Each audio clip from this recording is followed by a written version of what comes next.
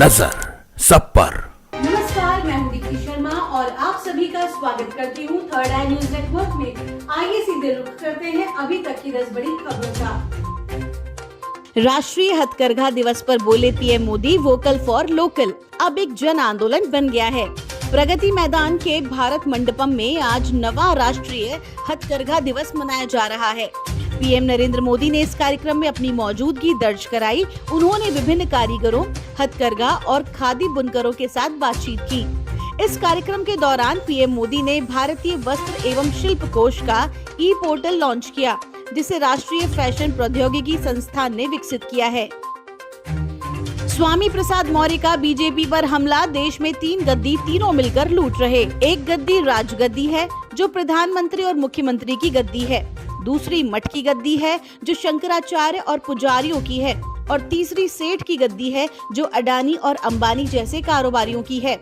उन्होंने कहा कि आज इन तीनों गद्दियों में गठजोड़ हो गया है। ये गठजोड़ बहुत पुराना है। जब राजगद्दी पर खतरा आता है तो सेठ की गद्दी और मठ की गद्दी अपनी पूरी तिजोरी दे देती है राजगद्दी को चलाने के लिए। जब मठ पर खतरा आता है तो सेठ की गद्दी और राजगद्दी उसे फाइनेंस करती हैं। और जब सेठ गद्दी पर खतरा आता है तो राजगद्दी और मठ गद्दी मिलकर उसकी मदद करते हैं। सीएम गहलोत ने किया 19 जिलों और 3 नए संभागों का उद्घाटन, नोटिफिकेशन जारी। बेटा ऑडिटोरियम में आयोजित हुए हवन कार्यक्रम में सीएम गहलोत ने पूजा अर्चना की। अब प्रदेश में आधिकारिक तौर पर 50 नए जिले और 10 संभाग हो गए हैं। राहुल गांधी की वापसी के साथ बढ़ी कांग्रेस की शक्ति। पार्टी में शामिल हुए 21 नेता। आम आदमी पार्टी के यशपाल कुंडल, गुलाम नबी आजाद के नेतृत्व वाली डेमोक्रेटिक प्रोग्रेसिव आजाद पार्टी के हाजी अब्दुल रशीद डार सहित जम्मू कश्मीर के कई पूर्व मंत्री और विधायक आज कांग्रेस प्रमुख मल्लिकार्जुन खड़गे के आवास पर पार्टी कांग्रेस में शामिल हो गए। तालिबान ने एक बार फिर लड़कियों की शिक्षा पर लगाई रोक। नए फरमान में कहा, अब लड़कियां केवल तीसरी कक्षा तक ही पढ़ सकती हैं।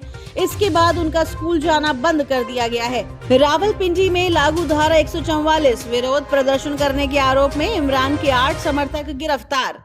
भारत चीन सीमा को लेकर बोले जयशंकर, बातचीत रुकी नहीं, जल्द होगी एक और बैठक। पिछले 3 वर्षों में दोनों देशों के बीच प्रमुख तनाव बिंदुओं पर प्रगति हुई है। यूपी अल्पसंख्यक वित्त विकास निगम को बंद करने की तैयारी। अफसरों ने बांट दी करोड़ों की रेवड़ी। पिछले 4 दशकों में इस निगम के प्रबंध निदेशक, वित्त नियंत्रक आदि पदों पर आए अफसरों ने इस निगम को चारागाह बना दिया। पिछले 3 वर्षों में दोनों देशों के बीच प्रमुख तनाव बिंदुओं पर प्रगति हुई है। राष्ट्रीय अल्पसंख्यक वित्त विकास निगम और राज्य सरकार से मिले बेरोजगार अल्पसंख्यकों के भले के लिए मिले करोड़ों रुपए के बजट की खूब रेवड़ी बांटी गई। मगर कमीशन खोरी कर बांटे गए टर्म लोन, मार्जिन मनी ऋण आदि की वसूली समय से नहीं हो पाई। निगम दिवालिया हो गया। निगम के पास अब कोरोना काल में मृत्यु, 5 कर्मचारियों और 19 रिटायर्ड कार्मिकों के देय का भुगतान करने के लिए भी पैसे नहीं हैं। पुलिस कर्मियों के साप्ताहिक अवकाश पर कमलनाथ का तंज। कहा, ये मामा की चुनावी चाल। चुनावी साल में आज से मध्य प्रदेश के पुलिस कर्मियों के लिए वीकली ऑफ की शुरुआत हो गई है। इसके साथ ही यहां इसको लेकर सियासत भी शुरू हो गई। पूर्व मुख्यमंत्री कमलनाथ ने कहा कि मैंने मुख्यमंत्री के रूप में जनवरी 2019 में प्रदेश के पुलिस कर्मियों को ये अधिकार दिया था, लेकिन शिवराज सरकार बनते ही पुलिस कर्मियों से उनका ये अधिकार छीन लिया गया था। दिल्ली एम्स में भड़की आग। दूसरी मंजिल पर उठी लपटें, इमरजेंसी से निकाले गए मरीज। अखिल भारतीय आयुर्विज्ञान संस्थान में लगी आग। दूसरी मंजिल पर दोपहर करीब 12 बजे अचानक आग की लपटें और धुएं का गुबार दिखने से हड़कंप मच गया। मौके पर दमकल की आधा दर्जन गाड़ियों ने आनन फानन में आग बुझाने का काम शुरू किया। आग 2nd फ्लोर पर एंडोस्कोपी रूम में लगी, जहां पुरानी ओपीडी हुआ करती थी। ये आपातकालीन वार्ड के पास है। अंतिम चरण में G20 सम्मेलन की तैयारी। प्रदूषण रोकने के लिए 30 मोबाइल टीमें गठित। G20 सम्मेलन के मद्देनजर इस बात पर जोर दिया जा रहा है कि दिल्ली, खास तौर पर प्रगति मैदान के आसपास वायु की गुणवत्ता खराब न हो।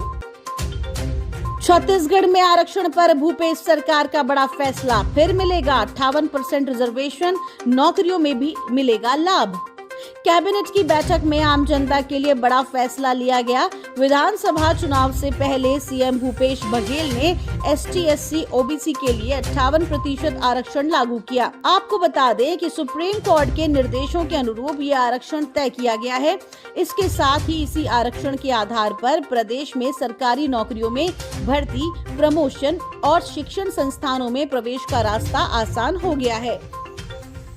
यूपी विधानसभा में अतीक अहमद और उसके भाई खालिद अजीम उर्फ अशरफ को दी गई श्रद्धांजलि। जेल में बंद तमिलनाडु सरकार के मंत्री सेंथिल बालाजी को सुप्रीम कोर्ट से झटका, गिरफ्तारी के खिलाफ याचिकाएं खारिज। हिमाचल की तर्ज पर उत्तराखंड में हो रही सेब की खेती, किसानों को मिल रहा लाभ। उद्धव ठाकरे के आवास में मिला 4 फीट लंबा किंग कोबरा, मचा हड़कंप। मातोश्री में रविवार को 4 फीट लंबा कोबरा मिलने से हड़कंप मच गया। ये सांप उद्धव ठाकरे के आवास मातोश्री में पानी की टंकी के पीछे पाया गया। जैसे ही ठाकरे परिवार को खबर मिली तो सांप को देखने के लिए उद्धव ठाकरे और उनके बेटे तेजस ठाकरे अपने आवास से बाहर आए। तुरंत ही वन विभाग को इसकी सूचना दी गई। द एलिफेंट विस्पर्स की जोड़ी बोमन और बेली ने फिल्म निर्माताओं पर लगाया उनका शोषण करने का आरोप। ऑस्कर विजेता डॉक्यूमेंट्री द एलिफेंट विस्पर्स में अभिनय करने वाले आदिवासी जोड़े बोमन और बेली ने निर्देशक कार्तिकी गोंसाल्विस और सिक्किया एंटरटेनमेंट पर गंभीर आरोप लगाए हैं। सीमा हैदर को रोल ऑफर करने वाले फिल्म डायरेक्टर को मिली धमकी, ट्वीट कर पुलिस से मांगी मदद। अमित जानी का आरोप है कि सपा के पूर्व प्रवक्ता अभिषेक सोम एवं मोनू मानेसर ने उन्हें धमकी दी है। वीडियो के जरिए अभिषेक ने उन्हें धमकी दी कि वो अपने गुंडों के साथ मिलकर फिल्म के सेट पर हमला कर देंगे। बिग बॉस OTT 2 के इतिहास में पहली बार यूट्यूबर में होगी कड़ी टक्कर। एल्विश यादव और अभिषेक में से कौन होगा विनर? तो ये थी अभी तक की 10 बड़ी खबरें। देश विदेश की ताजा तरीन खबरों के लिए जुड़े रहिए थर्ड आई न्यूज नेटवर्क के साथ। नजर सब पर।